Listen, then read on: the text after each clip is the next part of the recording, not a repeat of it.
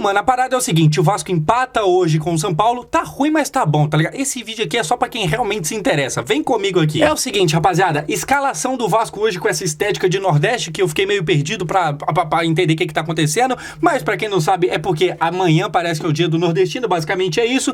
E assim, falando agora dos jogadores escalados, o que a gente tem de novidade, principalmente, é a ausência do Medel, que não pôde jogar, mas isso aí é cartão e tal. Agora, isso aqui me chama atenção. Paulo Henrique hoje de lateral titular. No lugar de quem? No lugar do excelentíssimo Pumita ou do Robson Bambu. Se eu não me engano, o Bambu não estava machucado, foi opção de não entrar, colocar o Paulo Henrique. Paulo Henrique não jogava há muito tempo, foi só a segunda partida dele nesse Brasileirão. Josão, você acha que ele jogou bem? A gente vai falar sobre isso e vou falar sobre outras coisas também. Hoje em dia tá foda.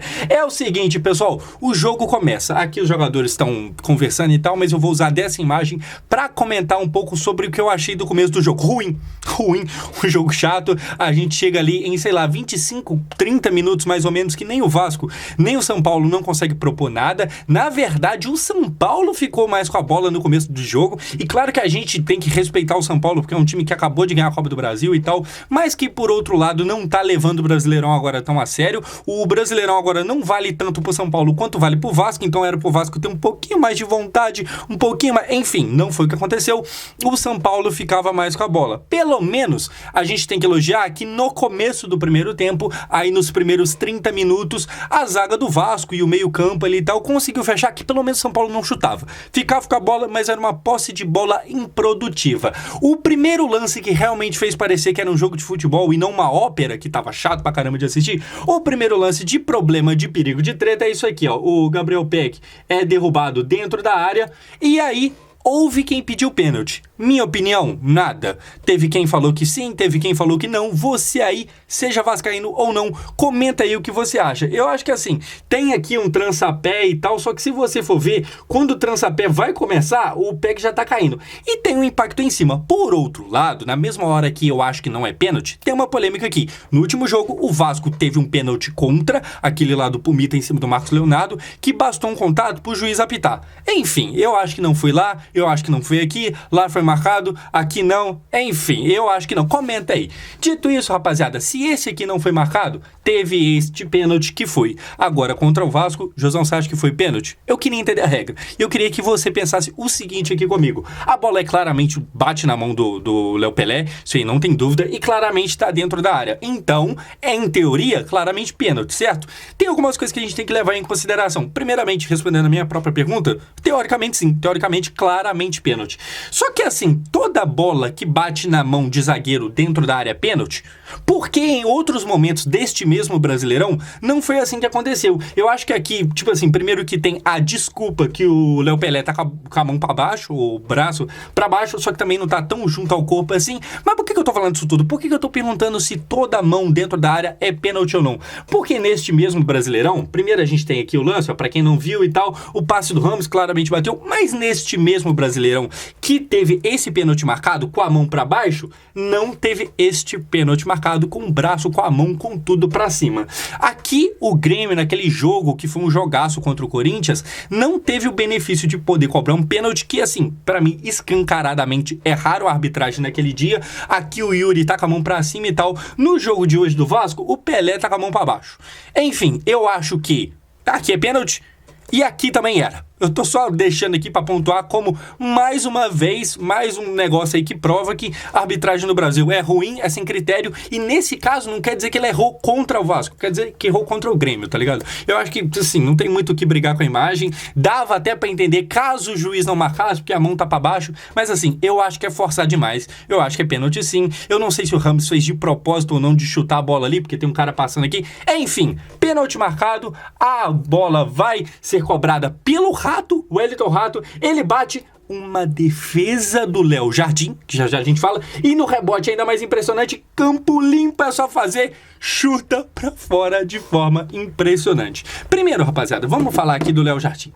O Léo Jardim, pra quem não sabe, eu acho que todo mundo aqui sabe, é elogiado por mim na maioria das vezes, não sempre, tem coisas que ele erra. No último jogo contra o Santos, principalmente o último gol, eu achei que a bola passou meio que na mão, no meio dos braços dele, tá ligado? Mas enfim, hoje, no geral, eu mais elogio do que critico. Hoje hoje, mais uma vez, foi importantíssimo. Esse pênalti que ele pega, porém também a gente tem que dar, como é que fala o contrário de mérito? Esqueci a palavra, mas tem que cobrar um pouco pro lado do São Paulo. A cobrança horrorosa do Wellington Rato. E é engraçado, e aí se tiver algum amigo São Paulino aqui assistindo, comenta aqui o porquê que eu realmente não sei. Por que bateu o Wellington Rato? Assim, tinha o Rames em campo, só que o Rames já bateu 2 pênaltis no São Paulo e perdeu. Então a gente entende o porquê não colocar o cara na pressão de bater quando o placar tá 0-0. Agora, tinha outra gente aí. Tinha, por exemplo, o Lucas, capitão do time, um jogador já rodado na Europa. Por que o Lucas não bateu? Não sei. Me importo? Não. Até agradeço a Deus. Agora, já que a gente falou do Rames que perdeu 2 pênaltis já, a gente precisa falar dele neste mesmo lance aqui. Eu acho que assim, o pênalti tem o mérito do Léo Jardim, tem o desmérito, eu esqueci qual que é a palavra, do Wellington Rato. Agora, gente, o Rames pipocou muito no rebote, e graças a Deus por isso, tá ligado? Porque assim, bate aqui, defende, agora, o rebote, não tem mais Léo Jardim, não tem ninguém do Vasco marcando ele, inclusive isso é um problema, porque aqui ninguém aqui chegou perto, ele vem pra bater e chuta pra fora. Muito obrigado, Rames Rodrigues. Eu tinha realmente medo de ver o Lucas Moura, ver o Rames indo pra cima de Léo Pelé, de Maicon, e assim, graças a Deus, acabou que não conseguiram fazer gol. O Vasco perdeu no primeiro turno do Campeonato Brasileiro para esse mesmo São Paulo, que era esse mesmo não, porque era um São Paulo pior, e não perdeu hoje, um São Paulo talvez mais preparado e tal, apesar de ter tido algumas baixas, como o Calheri, como o Beraldo. Enfim, na sequência, pessoal, aí o meu medo se torna realidade, porque olha essa jogada aqui. A bola vem, o Lucas passa em disparado. A marcação do Maicon não dá. O Lucas passa, Léo Jardim no gol, chute, defesaça mais uma vez. E aqui eu queria falar de novo. Pra quem critica ou pra quem pede o Ivan, mesmo sem criticar muito o Léo Jardim, eu entendo porque o Ivan realmente parece que é um goleiro bom, um goleiro que, ao que tudo indica, não vai renovar com o Vasco, tem grandes chances de outro time no Brasileirão do ano que vem contratar ele e a gente, como vascaíno, ser obrigado a ver ele brilhando em outro time e ficar pensando, nossa, podia ser... Tem grande chance disso acontecer. Mas assim, o Léo, mais uma vez, salva. E eu falo mais uma vez porque não é a primeira, provavelmente não vai ser a última. Não é um goleiro perfeito, mas é um goleiro que mais salva do que atrapalha a gente, tá ligado? Meu cabelo tá até caindo aqui, o calor já tá fora. Enfim, o Léo salva mais uma vez. Aquele jogo contra o América que a gente ganhou de 1-0 já tinha sido impressionante. Mas o Courtois não consegue jogar o que ele jogou naquele jogo, tá ligado? Hoje ele faz mais uma excelentíssima defesa. E se por um lado ele é muito bom e muito me deixa feliz, a gente precisa falar do zagueiro Maicon, do suposto God of Zaga em São Paulo, que, gente, pra quem não reparou logo de primeiro, como eu falei, o lance vem aqui, o Lucas passa, e o Lucas, como é um jogador de Europa, que todo mundo sabe que é muito bom, que é acima da média aqui no Brasil, ele chama atenção, e por isso, o Léo Pelé meio que para de olhar esse lance e vai atrás do Lucas. O Léo vê que o Lucas tá passando e beleza. Só que acontece, os dois aqui, tanto o Léo quanto o Maicon, os dois tomam a decisão de ir atrás do Lucas. E o que é o pior no caso do Maicon? O Maicon simplesmente corre atrás do Lucas, olhando pro Lucas. Ele fica de costa pra bola. Aí acontece... Gente, isso aqui é bizonho. Isso aqui é nível Várzea, isso aqui é futebol amador. Ele corre de costas, a bola vai em cima dele, mas por que ele não pega ela? Porque ele tá de costas pra bola. Não contra-ataque. Cara, é difícil, tá ligado? É difícil. Isso aqui, tipo assim... Eu jogando de zagueiro na minha pelada de quinta-feira, se eu faço isso, eu fico com vergonha depois. Tá ligado? Enfim, aqui... O Lucas pega e tal, acontece a excelente defesa do Léo.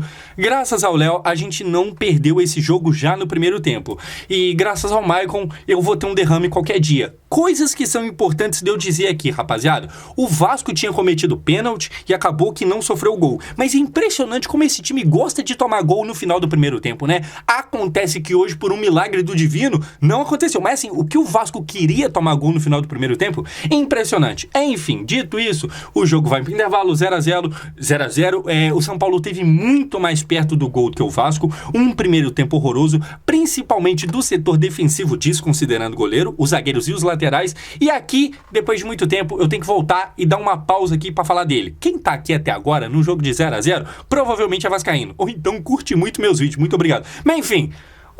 Por que eu tô aqui com o Paulo Brax de novo, cara? Porque hoje, como eu disse e a gente viu, entrou em campo quem na lateral no lugar do Pumita? O Paulo Henrique, que é um jogador que, com todo respeito ao atleta em si, é muito fraquinho. E eu tô me segurando pra não chamar de bagre, porque ele fez um segundo tempo legalzinho. Mas é muito ruinzinho, tá ligado? E aqui, assim, eu vou culpar o Ramon Dias, o técnico, por ter escalado ele? Não, porque o Ramon tem que escolher entre Paulo Henrique, entre ou Paulo Henrique, ou Pumita, ou Robson Bambu. E quem é o culpado disso aqui é o Paulo Brax, porque pra quem já esqueceu, quando foi anunciado oficialmente a contratação do Payet, a gente ainda tinha muito medo em relação à lateral direita, que é justamente onde está tendo problema ali com o Paulo Henrique. E aí o Paulo Brax na época falou, acabou, não tem mais contratação, tá aí o Payet, fechamos com chave de ouro. Era nítido o problema, ali não tinha acabado o problema, pra ele acabou, pra todo mundo que acompanha o mínimo, sabe que não, tá ligado? Eu acho que ele ficou nessa parada de, tá aí, tem um nome de peso, o Payet tá aí, boa sorte, espero que...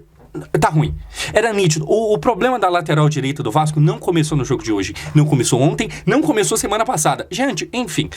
Paulo Brax montou um time muito ruim. E se a gente cair, o que ainda é bem possível, esse aqui é provavelmente o maior culpado de todos. Dito isso, rapaziada, vamos voltar pro segundo tempo, porque o Vasco volta melhor, bem melhor. Paulinho Paula rola a bola pro Beck, a bola vem na trave, o Praxedes chega e chuta pra fora. O Praxedes hoje, não só por causa desse lance aqui, mas no geral, fez uma partida bem ruinzinha. Parece que ele tava cansado já no começo do segundo tempo. No primeiro tempo tinha hora que eu lembro de um lance que ele roubou a bola e depois não soube o que fazer com ela e perdeu de novo. Demora pra tomar decisão. Hoje bem abaixo. É um jogador que até me agrada, mas hoje bem abaixo. Enfim, o Vasco tem essa grande chance aqui, acaba que não faz. E aí depois tem mais uma chance, de novo, Peck chuta e aí o Rafael pega. O Vasco volta bem melhor pra esse segundo tempo, tá ligado? O Rafael pegou aqui, o Vasco poderia ter ganho. A gente já viu uma bola na trave, a gente já viu aqui uma defesa do Rafael. Assim, o que o São Paulo teve de levar perigo ao Vasco no primeiro tempo, o Vasco conseguiu reverter no segundo. E aí, falando em segundo tempo, mais uma bola, Payet acabou de entrar, vai de cabeça, um cabeceio meio fraco no meio do gol, o Rafael pega. E falando em Payet, que hoje entrou no segundo tempo, tem este lance aqui que foi o principal dele. Falha a zaga do São Paulo, o Payet parte, cara a cara, chuta, ele chega, corta, vai tocar pro Verrete, tocou forte, a bola passa. E aqui a gente já vai pros comentários finais. O Payet entrou até que legalzinho, assim, legalzinho também, enfim, não foi tão ruim, mas ainda é longe do que se espera. Eu queria que ele tivesse chutado. Tem quem vai falar, pô, foi pênalti nele. Não foi. Eu te convido, caso você ache que foi pênalti, a olhar o replay, principalmente a câmera de perto, não foi absolutamente nada dele. O passe que ele deu pro Verrete, ele deu um passe forte. Enfim, é um jogador que mostrou alguma coisinha hoje, mas ainda bem abaixo. Não vou criticar, não vou falar que é bagre, não vou falar que é ruim. Longe disso, ainda é o começo. Mas a cada jogo que passa e não engrena, fica um pouquinho mais difícil. Vasco fora da zona de rebaixamento, de qualquer jeito, é uma notícia boa. Amanhã, se o Santos pontuar, acho que é contra o Palmeiras, o Vasco já volta de novo pra zona. Assim, cara, eu acho que o título, apesar de ruim, o título desse vídeo resume bem o que foi. Tá ruim, mas tá bom, tá ligado? E se você discorda de alguma coisa que eu falei, olha só o que você vai fazer. Você vai o quê? Ficar bravo comigo? Você vai brigar comigo? Não, você vai clicar agora no primeiro link da descrição, que eu tô ao vivo na Twitch, trocando ideia com vocês sobre esse jogo. Clica no primeiro link aqui e espero você lá, demorou? Primeiro link da descrição, vem pra live.